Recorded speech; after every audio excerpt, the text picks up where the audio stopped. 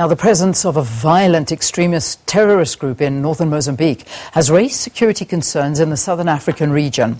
On Monday, the government of Mozambique hosted a virtual meeting of the 40th Ordinary Summit of the Heads of State and Government of the Southern African Development Community, that's SADC. Now, hopes were pinned on this meeting to provide a solution following reports that the attacks have become more frequent and are leaving a growing number of displaced people and a large death toll. The Human Science Research Council also hosted a webinar with a panel of experts to examine the reasons why Mozambique has been the country of choice for the insurgency group. Of concerns to South Africa and other countries in the region is what would be the implications of this insurgence for the SADC. Well, we're going to be joined a little bit later on in the middle of the conversation by Jasmine Opperman, who's an analyst at the Armed Conflict Location and Event Data Project. But who we do have with us now to kickstart this conversation is Moleya Mananyanda, who is a Deputy Director for Research for East and Southern Africa at the Amnesty International. Great to have you, Moleya. Thank you very, very much for joining us. Thank you. It's a freezing morning. It really is, I must say. I know, I think all of us are feeling it around the country. But it's good to have you with us. Thanks for the time. Now, this is a great concern. And I think this holds a lot of importance for the entire region when we talk of SADC. Let's look at Mozambique. What is happening there for people that haven't necessarily been following this very closely? First of all, we would like to recognize, as Amnesty SADC heads of state, for managing to convene a summit amidst a devastating pandemic.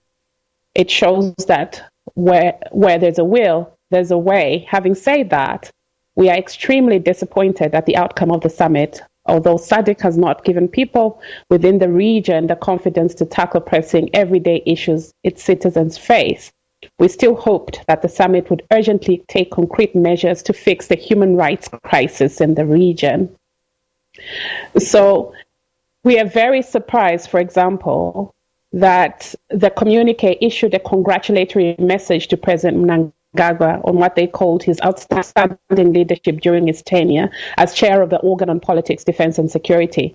Now, we know that a number of countries in the region are experiencing alarming human rights violations and abuses, threatening peace and stability and hindering the response to COVID-19. In Mozambique, coming to Mozambique, the violent escalation in Mocimboa de Praia in Cabo Delgado, that's the north of Mozambique, is the culmination of a tragic failure by the Mozambican government to protect the people in this volatile area. For almost 3 years, armed groups have been attacking villages around Cabo Delgado, causing untold human suffering without being held accountable.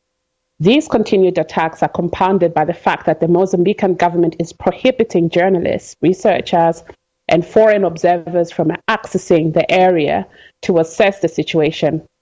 So we were hoping that SADC leaders at the summit, as well as Mozambican authorities, will take or announce immediate and effective action to protect everyone in the region, including by ramping up lawful security measures and carrying out investigations into all the recent attacks with the aim of bringing suspected perpetrators to justice. Yeah, you know, it's always something that many talk to, particularly about the SADC region. And, you know, we talk about these summits that always come up, and whenever they do come up, they always talk to the fact that they're going to, focus entirely on human rights and looking at the abuses that have been caused to the people of the region and trying to uplift their lives and protect them and make it better. And it always seems to be, these very colourful promises that never really result in anything. And this is a major concern for people living in the region. What is needed to actually see people's lives improve on the ground?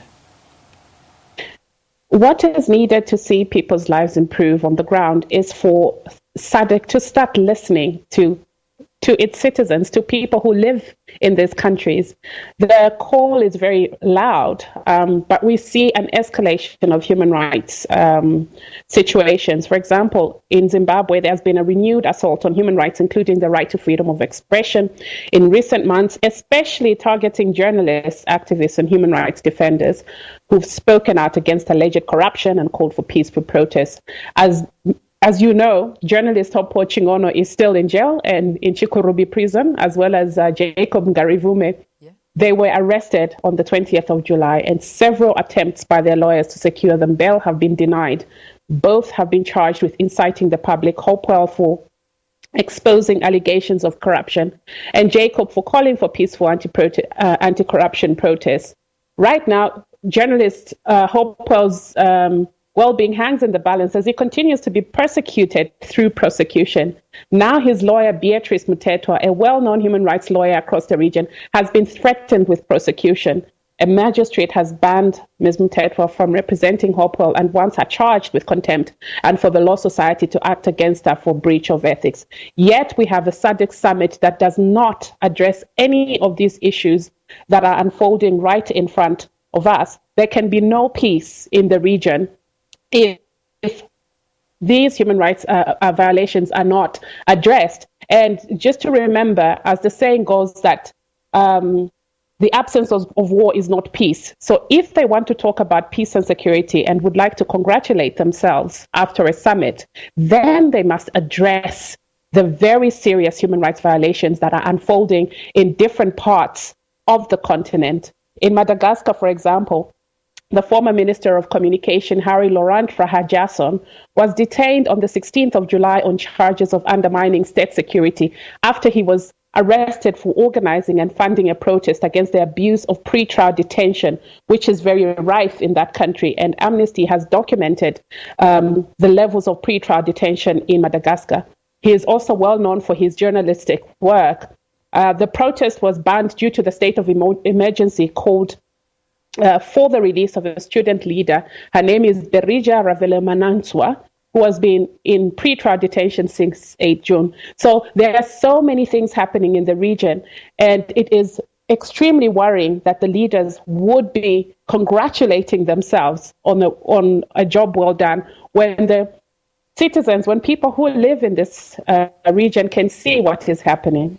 Yeah, and this is the honest truth. And for many years, unfortunately, when we see things that are unfolding, exactly what you're talking about. I mean, the situation in Zimbabwe and a lot of attention during this SADC meeting and the virtual one, that's the first virtual one that's ever been held, was, put towards the direction of the fight against COVID and some of the issues. But then you look at the fight against COVID and you see exactly what you're saying happening in Zimbabwe and the human rights abuses that are taking place in our neighboring country when it comes to using COVID-19 restrictions as a measure to, as many have reported and said, obviously, unfortunately, some journalists finding themselves in jail for suppressing the people. And this is it's a great worry because, again, we look at what's happening in Mozambique and the same story unfolding there. You speak about Madagascar.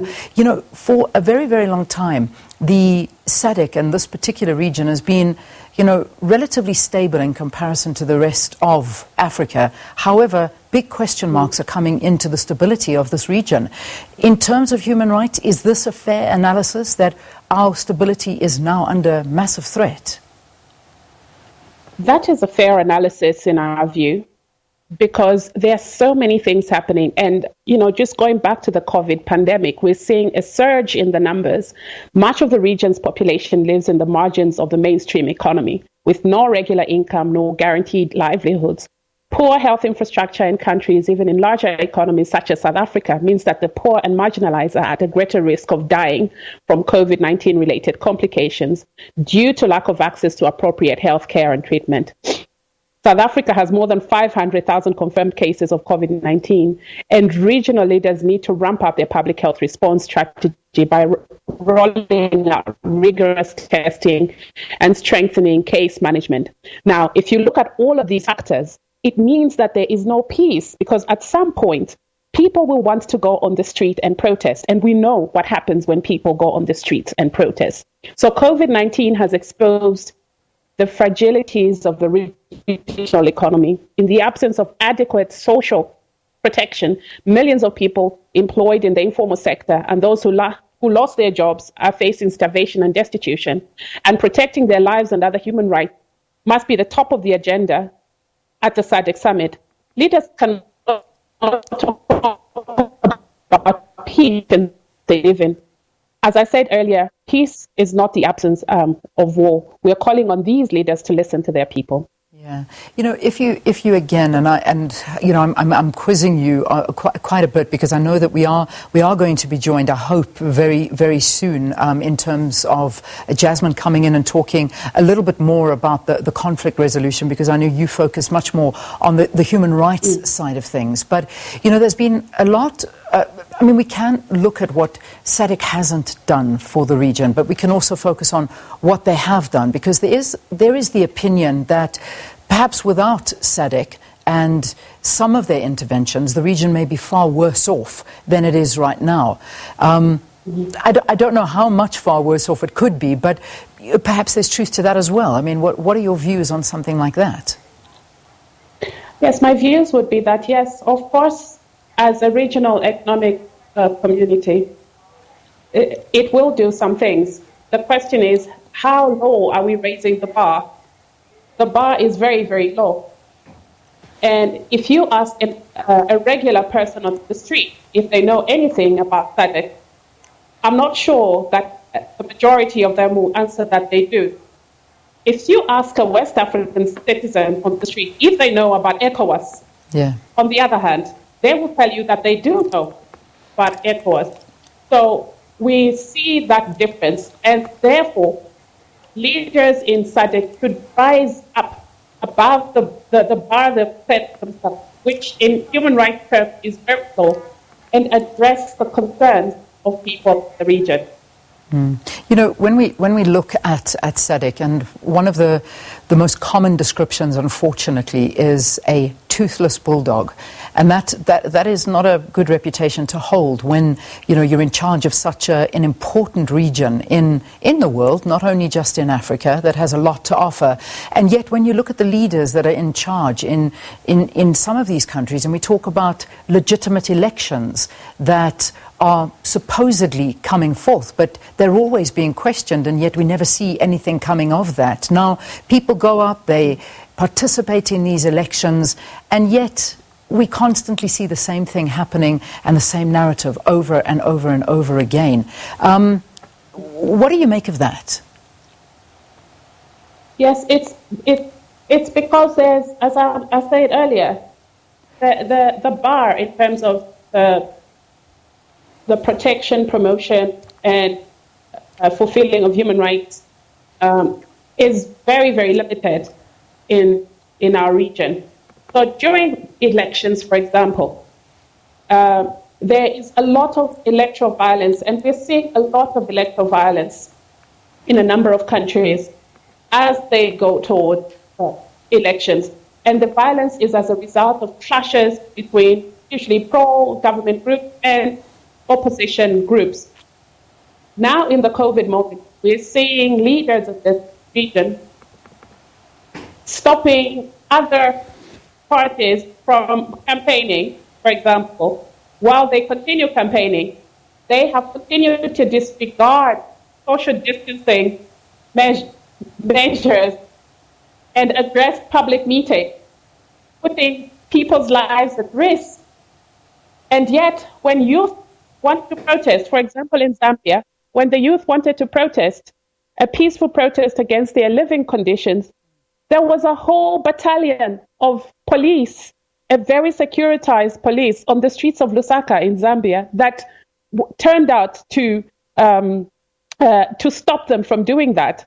The youth were clever, and so they went and did a meeting online, which was a very successful and clever way of doing things. But such is the limitation in terms of participation for people. So there is no real recognition. And we are calling on these leaders to really respect this. If they don't, there will be a point when they can't control this crowd. They can work now and stop it. Yeah, just one final question to you as we wrap it up, and thank you for your lone voice in this conversation. But it appears that we couldn't get Jasmine onto this conversation. But I think you've done a great job in unpacking some of this for us. We know that one of the big things is in terms of the security and the stability in the region. And there is a body in SADC. It's the Organ for Politics, Defense and Security that was launched back in 1996.